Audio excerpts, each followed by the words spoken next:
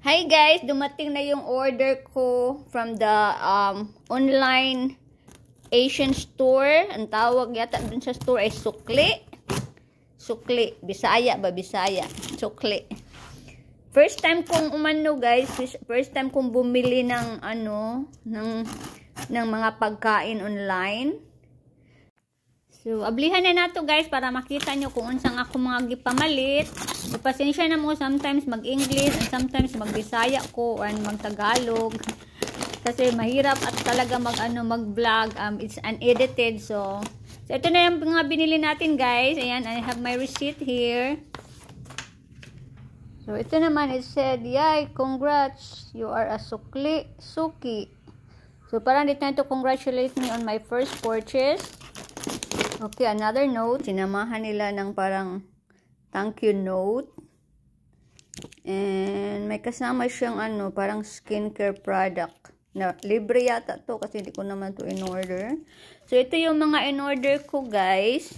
Sobrang na-miss kong kumain ng mga ng mga chichirya. Ito yung mga kinuha ko kasi sobrang na-miss ko na talaga kumain ng mga ito. So ito, isa-isahin natin. I got me Peewee. Yan. Hindi ko na iaano kung magkano yung price, guys. If you want, check it out. Check their website, Sukli. Just search it in Google. Tapos nag-search lang din ako sa Google nung naghanap ako ng Filipino grocery online store. So, another Peewee. So, I got me 2 of them. And I also got Cheese It. Kasi dati talaga Peewee at Cheese It talaga nung kabataan ko. Yan. Chichirya. Masisira na naman ang diet ng lola nyo. So, yan. Cheese ring. Oh, 3 pala yung Peewee. Sobrang na-miss ko siguro talaga kasi 3 yung in-order ko. Yan. Another chichirya. Potato fries. Ito kasi, wala to sa Asian market na pinupuntahan ko almost every weekend. Kasi pag nagsisimba kami, kasi kami ni asawa sa Omaha, I always drop by in that Asian market. Kaso wala to, yung Peewee, yung mga Cheese It, wala sila. So, talagang sobrang na-miss ko na. Kaya naghanap na talaga ako ng online store na mabibilhan ko. Snappy. Oh my God, I don't remember ordering this. I have this? Okay, siguro na order na ko, hindi ko lang namalayan, hindi ko to kilala. I have not tried this before. So siguro in order ko to para subukan siya. So balitaan ko kayo, maybe I'll make a YouTube short kung ano ang nito. Anong lasa, kung masarap ba siya o nagustuhan ko ba o hindi. So meron din akong Cloud9 guys. Itong Cloud9, ito yung bago ako naging addicted sa Snickers, ito talaga yung paborito ko nung nasa Cebu pa ako. Ito yung binibili ko lagi. Magbisaya na lang ko ha. Nung lagi ko, may tindahan, maliit na tindahan doon na dadaanan namin pag pumupunta ako sa school, ito yung, dito ko inuubos yung baon ko. Cloud9. Sobrang sarap. Na-miss ko, kaya umorder ako ng 10 talaga. Ang dami ko pang chocolate na nabili just last week. Yan, 10 ang nabili ko nito. Kasi sobrang na-miss ko rin siya. I miss the taste. So, I got 10 of that. Yan. I think less than $1 a piece. So, ano pa ba? Ayan, kumuha din ako nito. Cookie Bites. Yan, cheesecake flavor. Wala din to sa Asian market na pinupuntahan. Lahat lang to guys. Wala sa Asian market na pinupuntahan namin, Angel. So, kaya ito yung mga binili ko. I think this one, buksan natin ha. Sandali lang. So, ito siya. It's Yema spread from Pande Manila. Ito guys, kaya ako bumili ng Yema spread kasi sobrang na-miss ko kumain ng Yema. Yung mother ko, sobrang sarap siya gumawa ng yema. Kaso lang talaga ako, hindi talaga ako marunong. Wala akong kakayahang gumawa ng mga kung ano-anong mga, ano bang tawag doon? Mga yema, maha. So, hindi ko talaga minana ang kagaling, yung sobrang galing ng mama ko magluto. Gumawa ng kung ano-ano. Yung ice candy niya, sobrang sarap.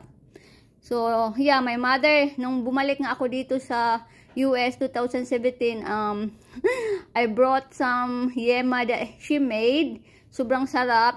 Si Alin nga, yung asawa ko, sobrang kain din niya. Nung ilan lang yung nadala ko, isang lutuan lang yun. So, yeah.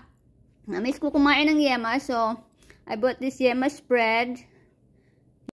So, susubukan ko lang to kasi hindi ko pa na-try kumain ng pan or ng bread na may yema spread. So, balitaan ko rin kayo if I'm gonna like it. Kung masarap ba siya. Yan. From Pan de Manila. I think this was like $4. Parang okay naman yung price niya. So, meron din ako bumili. Oh, ano to? Honeycomb. Coco Grahams. Ang liit pala nito. Binili ko ba to? In order ko, I have to look at my receipt. Hindi ko alam kung gaano or anong, kung nasa order ko to. Ang liit pala. I thought it was big. Kung in order ko to, akala ko malaki to. So, yan. Ang liit lang. Meron ding bread pan from Oishi. So, mahilig din ako sa mga ganito, parang tostado ba? Sila, gusto na ako siya ituslob sa kape or sa Milo. I-partner ko siya sa kape at saka sa Milo. So, kaya bumili rin ako nito. Wala din to sa Asian market na pinupuntahan namin. Ang dami pala ng binili ko. Oh, what's this? Oh, wow. I also got me this assorted flavors mochi. So, ako guys, ito nakikita ko yata to sa Asian market pero wala akong lakas loob na bumili or subukan kasi takot ako baka hindi ko magustuhan. Kasi pag mga ganito kasi may preservative, pag mga ganito may mga preservative, parang hindi ako mahilig. So, I'm gonna try this. This actually looks very delicious. Yan, sobrang parang ang sarap niya. Yan, mochi, iba't ibang flavor. Ang ganda ng color. So, tubukan natin to. Balitaan ko rin kayo kung kung masarap ba siya. Parang hindi to made in the Philippines. So, I thought hindi siya made in the Philippines kasi parang yung niya ba yun, no? Parang may ganun na, hindi ko alam kung anong language yan. Pero, it's from from Regent Foods Corporation. So, and it said here, made in the Philippines. So, yeah, siguro magugustuhan ko to. Tingnan natin. I think I bought 2 of that mochi kind. I think ito yung isa. Yeah, dalawa ang binili ko. So, ito rin mochi.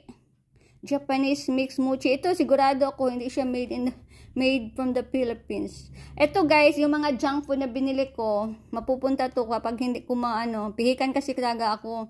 Pag di ko to magustuhan, kay Habi to, sa bunganga to ni Habi mapupunta. Yan. Mochi soup. Japanese mixed mochi. Ito yung flavor niya. Nakalagay red beans, peanut, and sesame. Sounds good and looks good. So, siguro magugustuhan ko din to. Yan. Medyo mabigat siya. Okay. Ito naman. Langka jackfruit candy. Yan. Candy. Tingnan natin. First time ko din itong susubukan. So, let's see kung magugustuhan natin. Ito, another candy. Makapuno candy. Yan. First time ko din yan. Ito. Ooh, butter cookies. So, ayan. I got me some more cookies. Ito, masarap to siya pag partner ko sa aking coffee. Yan, butter cookies. And I also got me almond tarts. So first time ko rin makatikim nito, guys. It looks delicious. Mukhang masarap naman siya. Tsaka it said tarts at maano naman ako, kumakain naman ako ng almond. Hindi ko siya most favorite, but yan. Tingnan natin, mukhang masarap. So I'll give you news, guys, kung alin dito sa mga binili ko na first time kong titikman ang talagang magugustuhan ko at yung i-re-order natin. And also, last one, I got me this NY Sun Happy Time assortment cookies or biscuit. Ito kasi, nakikita ko to sa Asian market dito sa Omaha. Kaso lang, marami sila, lagi silang nauubusan ng stock. Meron siyang parang Oreo cookie, meron siyang wafer, which is probably ito lang yung kakainin ko. Tsaka yan, ito masarap to. Ito parang Skyflakes, masarap to i-ano din sa coffee at saka sa Milo. Kasi mahilig talaga ako uminom ng Milo. Tsaka uminom din ako ng coffee. So, masarap sila i-partner. So, ayan guys, gusto ko lang i-share. I think I only paid for all of this. I spent $72. Yeah, without, I don't think they charged me tax for this. But I think I paid $72, a little bit over $72 for all of this. And tingnan natin kung ano yung dito yung sobrang magugustuhan ko sa mga first time kong first time kong matitikman like ditong itong mochi. Tingnan natin kung magugustuhan natin siya. So thanks for watching guys. Please don't forget to subscribe and hopefully to see you in my next vlog. God bless you.